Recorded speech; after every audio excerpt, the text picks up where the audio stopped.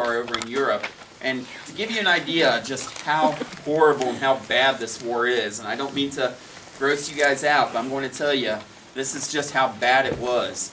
A soldier would get killed, and their body would lay there in the battlefield because nobody could get to the body to be able to bury it. So that body would rot, and you'd have that smell. Also, you would have rats. The rats would come, and they would even eat the body. And then you'd have rats in the trenches about the sizes of cats, house cats. Kind of disgusting. All the artillery blowing up, you'd have bodies getting buried by that, only to turn around and be dug up again by other bombs blowing up. This is what was going on in Europe. The United States, we were staying out of it. We were officially a neutral country. You know, I talked to you guys 2 weeks ago about the United States, some of the inventions and industrialism. Talked about Rockefeller and Carnegie and all this. This is still going on here in this country. At the time, our president was Woodrow Wilson. And Wilson, he actually ran for re-election in 1916 with the campaign slogan, "He kept us out of the war," and referring to the European War. And people re-elected him. So he was progressive. He was pushing for things to kind of get better here in the United States. But we had some of our own problems, you know. At the time being, everything seemed to be peaceful. We were living an idyllic life.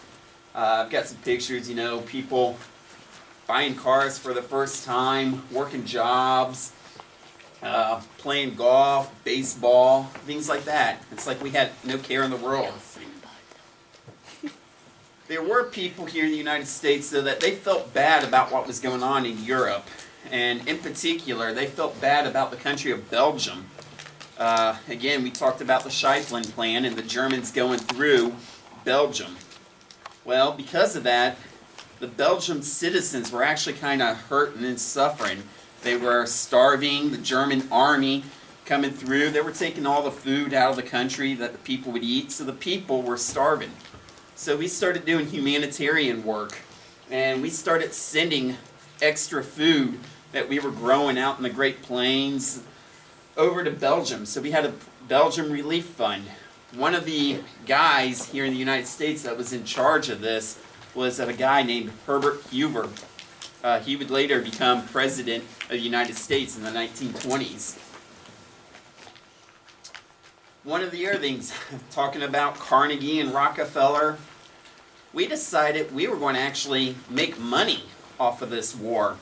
So we started doing a lot of war production. We were building the bombs, we were building the airplanes, the tanks, all that, and selling them to the countries in Europe to fight.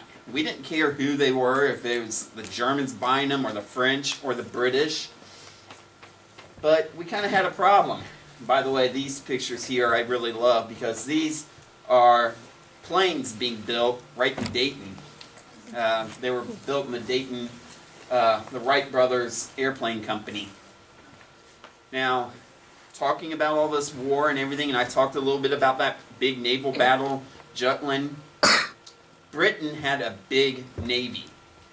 Britain's plan in the war is to stop everything coming over into Europe, over into Germany in particular. So they set up a naval blockade.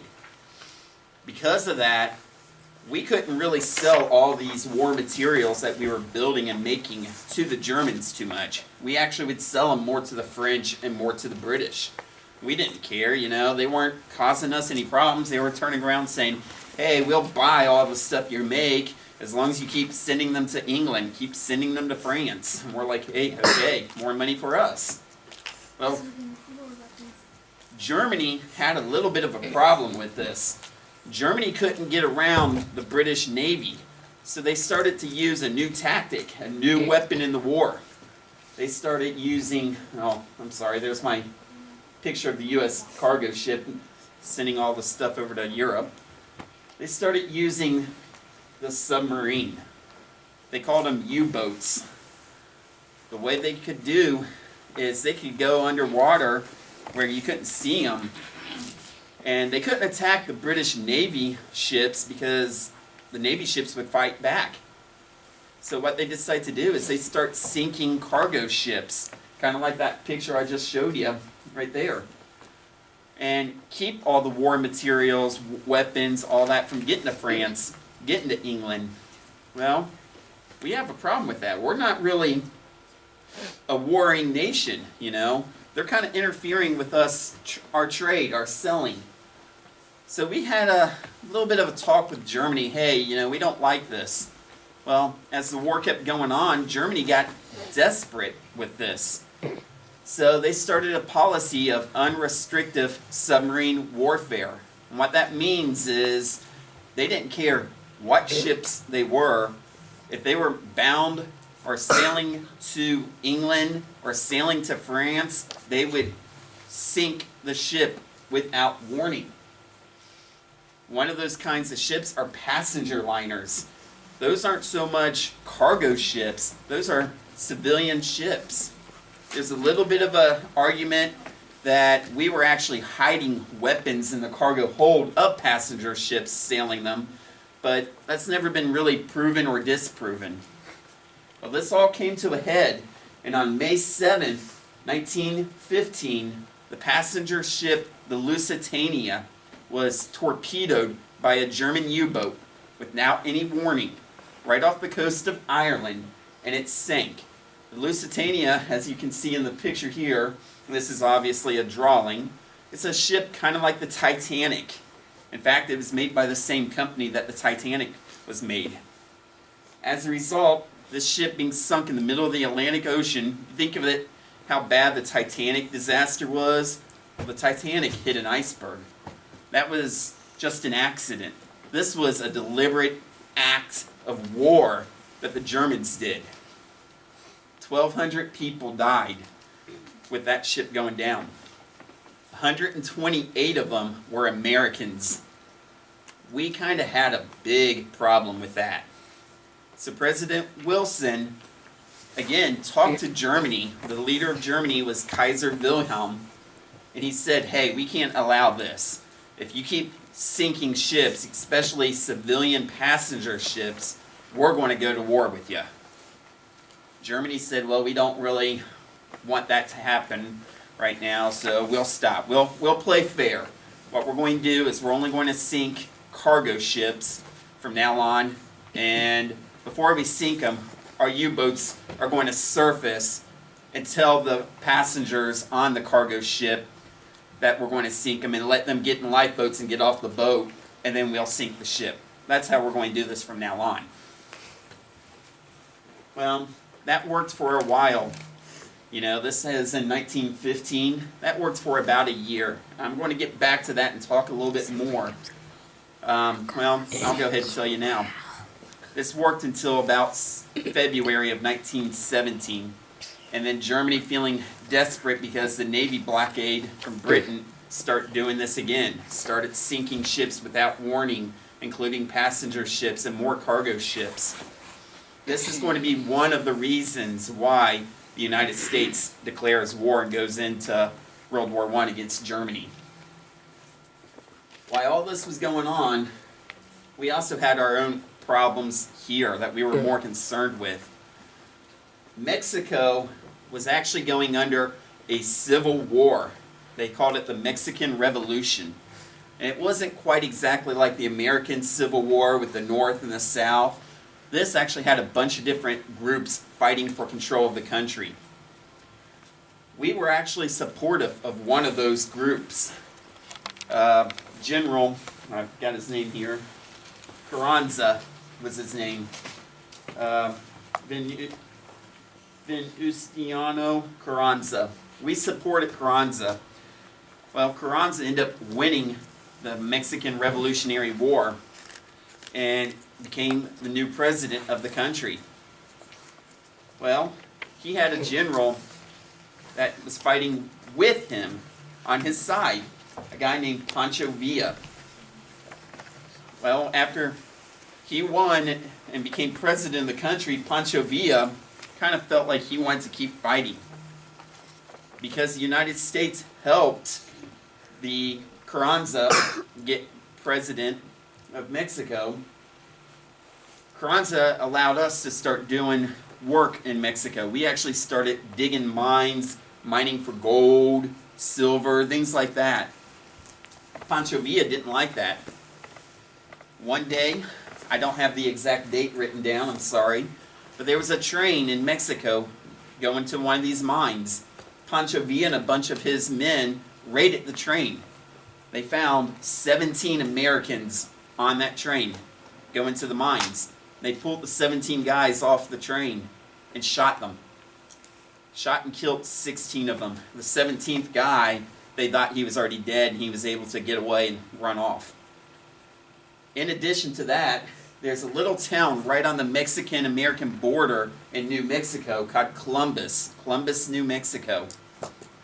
Pancho Villa took his men and he raided and attacked the American town of Columbus.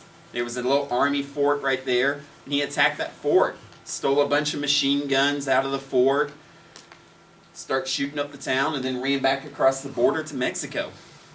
Well, we didn't really like this and couldn't stand for this. So President Wilson decided to send troops after Pancho Villa. And he formed what was called the Mexican Expedition. He picked a general in the United States Army, a guy I've talked about a little bit before. He was a former Buffalo soldier, an officer in charge of the Buffalo Soldiers. His name was John Joseph Pershing. They nicknamed him Blackjack Pershing. He was the guy in charge of this Mexican expedition. This is him right here on the horse over on the end. Yeah, right there. He led American troops of the regular army and the National Guard into Mexico chasing after Pancho Villa. And they started running all over the country. Couldn't find him. So for the first time in American history, we started using airplanes as a way to scout. We start having the planes fly around and look down on the ground to see where the Pancho was and his men were, and we would tell our guys. Well, our guys would then go after him. The problem with this is there wasn't radios really communicating much. The plane would have to land and then they'd have to give them a map and say, here, I found him here on the map. Our troops would go to that place on the map and they wouldn't be there. The Mexican populace, the people of Mexico, they didn't like the American troops being down there. They called us gringos, and they wanted us to go away. They were hiding Pancho. Plus, this is all happening in Pancho's home territory. He's kind of got the home ground to say. So he was able to hide from the Americans pretty good. Every now and then you would have little skirmishes and fights with our soldiers against Pancho's men, but Pancho kept getting away. We could never find him, never capture him. There was one incident in particular where a couple Mexican raiders from Pancho attacked where Americans were camped out at. And they were riding in on horseback, shooting rifles at them. Well, this guy over here, smoking the pipe, he noticed our machine guns are so much better, but every time we start shooting at the machine guns at them, they ride off and we can't hit them. So why don't we take machine guns and put them on cars, and then we can chase after them on the cars. A car can outrun a horse. This kind of became the first mobile cavalry for the United States. This guy right here is a very famous person. Anyone want to take a guess who he is? Gerald Lopez Patton. That's correct. That's Patton. Patton would become a famous general in World War II. Okay, so while all this is going on, there was another issue that came about. A guy named Arthur Zimmerman. He was the ambassador of Germany to Mexico. Germany was watching what was going on between the United States and Mexico. They saw all this happening. They saw the new president of Mexico, Carranza, and they sent this telegram to their ambassador, Arthur Zimmerman. basically telling Mexico that, hey, Germany wants to help you. Germany needs its own help because we've got our war. So we propose a proposition to you guys. If Mexico declares war against the United States and joins Germany in the war in Europe, Germany will declare war against the United States too. And when we win the war, we'll allow Mexico to take all the land that the United States has taken back from them, which would be California, New Mexico, Arizona, Texas. All that land will go back to Mexico. Well, remember, this was a telegram. The British intercepted this telegram, and then they came to the United States with it and gave it to President Woodrow Wilson. They called it the Zimmerman Note. Of course, that didn't go well with us, you know. We're hearing, hey, Mexico is maybe entertaining the idea of declaring war on us, wanting land. Germany's telling them to do this, and they're going to help them. So that really hurt our relations with Germany. And again, Germany was doing this bit with the U-boats, sinking ships. And the entire time, and if you guys don't remember, 2 weeks ago when I talked about the population of the United States. About 70% of the population was of German and Eastern European descent. You know, we had better relations with France and England, but our people were coming from Germany and Eastern Europe. So our country was already divided on who they wanted to support in this war. And the best way to keep the peace is to just say we're not going to support anyone, we're going to keep neutral. Well, now this is kind of a whole new thing. Germany's sinking ships without warning, killing civilians. They're threatening war with us, with Mexico. We're kind of starting to have a little problem here. In addition to that, Germany, you start hearing all this anti-propaganda, anti-German stuff. A lot of this was actually coming out of England to the United States. You'd hear things about, like the picture here that says enlist in the far. This is a picture of a woman holding her child sinking and drowning after the Lusitania. Talk about the Germans are just evil, mean barbarians. They call them Huns after Attila the Hun. You know, they talked about all this issue going on in Belgium. Belgium was a neutral country like we were, and the Germans walked right on through it. They're starving the people. That's why we're sending Belgium food. They even talked about things, crimes, atrocities the Germans were doing, like lining up Belgian citizens here and shooting them, killing them. You know, this is all going against Germany. It started building up a very anti-German feeling here in the United States. It got so bad that we would basically declare anything German illegal. You would have censorship. You'd actually have violations of constitutional rights because of this. You couldn't talk in German. German wasn't allowed to be taught in schools. You'd have simple things like sauerkraut was no longer allowed to be called sauerkraut. They would call it Liberty cabbage. One of my favorites, I have a pet dachshund dog. A dachshund's a German breed. They would actually call them Liberty pups, and they would round people up to capture stray dachshunds, and they would kill them because they were German breeds. It was a German dog. Well, one other thing that kind of fueled all this is an incident that happened in Belgium. There was a British nurse named Edith Cavil. Edith, she was there in Belgium at the beginning of the war when the war broke out, and being a nurse, she didn't care about either side. She just wanted to tend to the wounded. So she would help heal wounded French and British soldiers next to wounded German soldiers. Well, Germany overran the country, so all these wounded British and French soldiers were going to become prisoners, and because of how bad the war was, they were afraid they were going to kill the prisoners. So Edith actually helped smuggle and sneak the wounded prisoners out of Belgium back to the French and back to England. Germany caught her doing this, and they accused her of being a spy. Because of her being accused of being a spy, they actually tried her in a court, which there's questions of the legitimacy of the court, found her guilty of spying, and sentenced her to death. And they executed her. They took her out in a courtyard in the morning. There's different reports of what happened exactly. Some said that they just dragged her out, kicking and screaming, took a gun and boom, shot her in the head. Nonetheless, the result was they killed Edith Cavil.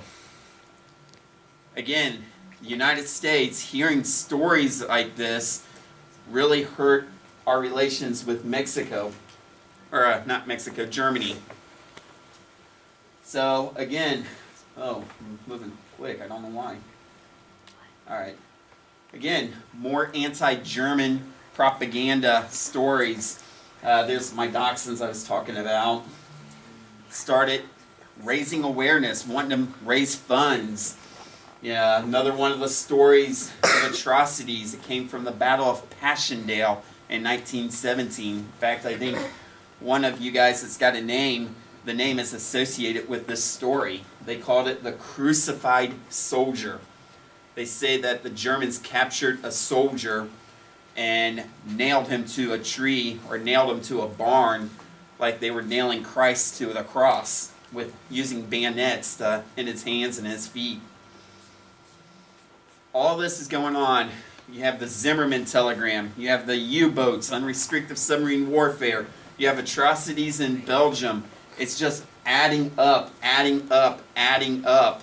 Our relations with Germany is getting to a breaking point. So, on April 6, 1917, the United States Congress convened and voted to declare war against Germany. The British and the French were ecstatic about this because now they have another ally. In addition, we have one of the biggest countries in the world with a large population. The British and the French are losing millions of men in these battles like Verdun, the Somme. So now they've got more men coming. The big question that was on everybody's mind, though, is, was the United States ready for this war? Give you one idea, and I'm going to tell you more about this next week. Our military, and I mean entire military, was about 200,000 men. We had about 127,000 men in what was the regular army, with about another 80,000 in the National Guard. So our entire military, the Marines, the Navy, we didn't have an Air Force. The Air Force was part of the Army. All totaled about 200,000.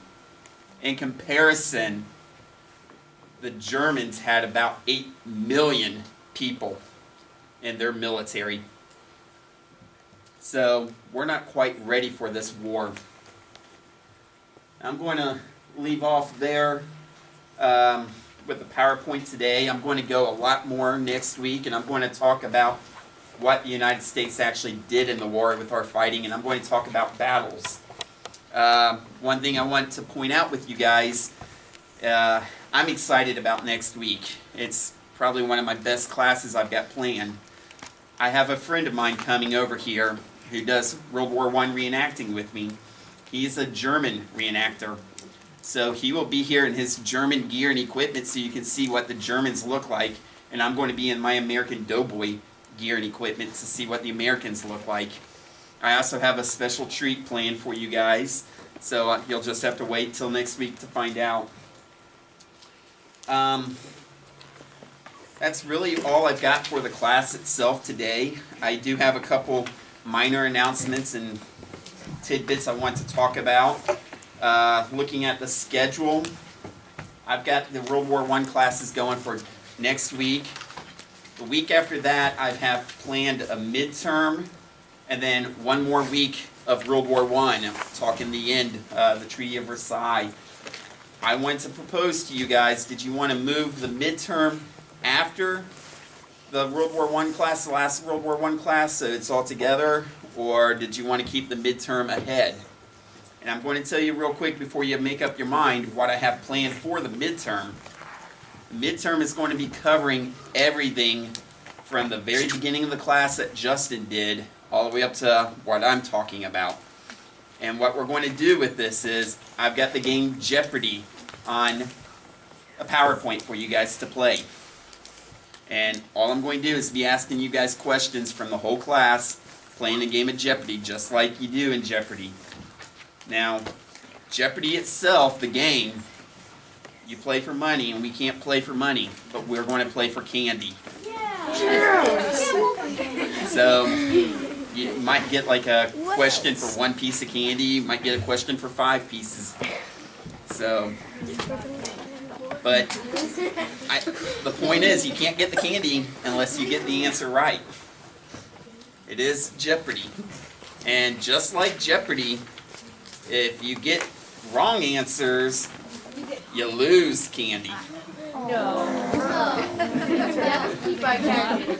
this an open notes or should they study? Open notes. Can we do the music? I could use the music, I don't have that. So, did you guys want to do the last World War I class and then Jeopardy? Or did you want to do the Jeopardy before the last World War I class? After? More knowledgeable. Alright. Well, that last class talking about the Treaty of Versailles and the end of the war isn't going to be covered in the Jeopardy part. So, it's basically going to be from the Revolutionary War all the way up to what I'm teaching next week, and then that's it. You guys still want to do after?